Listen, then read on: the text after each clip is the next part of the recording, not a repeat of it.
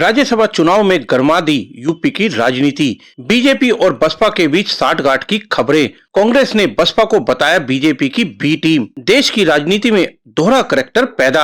चलिए दोस्तों, इन सारी खबरों को बड़ी विस्तार से जानते हैं और आप लोगों से विनम्र निवेदन है, चैनल को सब्सक्राइब करें, बेल आइकन जरूर दबाएं, क्योंकि मेरे आने वाली वीडियो का लिंक सबसे पहले आपको मिलेगा। चलिए आगे बढ़ते हैं। लोकसभा चुनाव 2024 को होने में अभी कुछ महीने बाकी है, लेकिन इससे पहले हुए राज्यसभा चुनाव में यूपी की रणनीति को पूरी तरह बदल कर रख दिया है।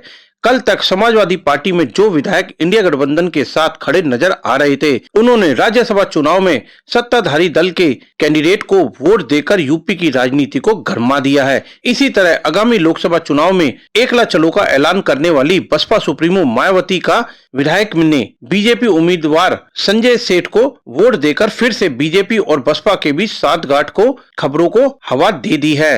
और बसपा ने इस कदम को लेकर कांग्रेस ने बसपा को बीजेपी की बी टीम भी बता दिया है।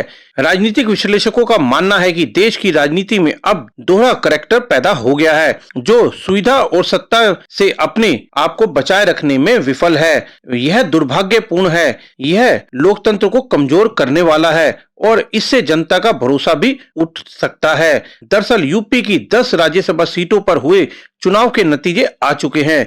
बीजेपी को 8 और सपा को 2 कैंडिडेटों ने जीत दर्ज की है। इस चुनाव में 10वीं सीट के लिए सपा और बीजेपी के बीच कड़ा मुकाबला था। बीजेपी ने इस चुनाव में 8वें प्रत्याशी के रूप में संजय सेठ को उतारकर सपा के तीसरे उम्मीदवार आलोक रंजन को खुली चुनौती दे दी थी, लेकिन सपा के 7 विधायकों के क्रॉस वोटिंग करने और राजा भैया सहित 2 अन्य विधायकों का भी समर्थन मिला गया था। इसके साथ ही बसपा के विधायक उमा शंकर का वोट मिलने से बीजेपी के संजय सेठ ने इस चुनाव में जीत दर्ज कर ली थी। बलिया की रसड़ा सीट से विधायक उमा शंकर बहुजन समाज पार्टी के इकलौते विधायक हैं और वहीं लोकसभा चुनाव से ठीक पहले राज्यसभा चुनाव में बसपा विधायक द्वारा बीजेपी के पक्ष में वोट डालने को लेकर राजनीति एक बार फिर से गहरा गई है।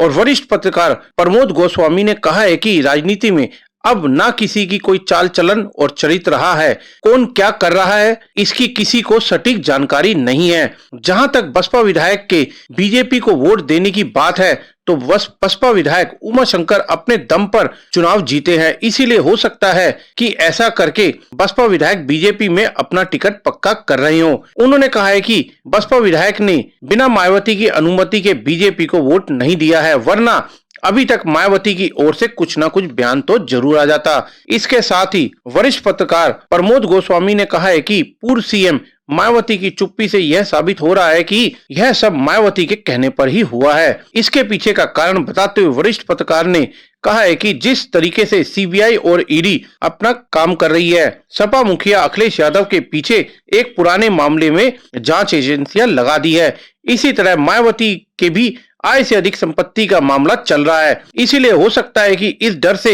मायावती ने बसपा विधायक से बीजेपी के पक्ष में वोट डालने के लिए कह दिया हो। तो बीजेपी ने 3 बार बसपा की सरकार बनाने के लिए अटल बिहारी वाजपेयी को 1 वोट से सरकार गिरा दी गई थी, इसीलिए मायावती मोस्ट अनप्रिडिक्टेबल नेता है। उधर बसपा विधायक के बीजेपी कैंडिडेट को वोट करने के साथ ही विपक्ष को मायावती पर हमला बोलने का एक और मौका दे दिया है। कांग्रेस नेता अध्यक्ष अजय राय ने तो यहाँ तक कहा है कि बसपा के विधायक का राज्यसभा चुनाव में बीजेपी के पक्ष में वोट डालना स्पष्ट करता है कि बसपा बीजेपी की बी टीम तो बन चुकी है। उन्होंने कहा है कि बसपा की सारी गतिविधियां इस ओर इशारा कर रही है कि बसपा बीजेपी के साथ मिलकर काम कर रही है। बीते राज्यसभा चुनाव ने यह सिद्ध कर दिया है।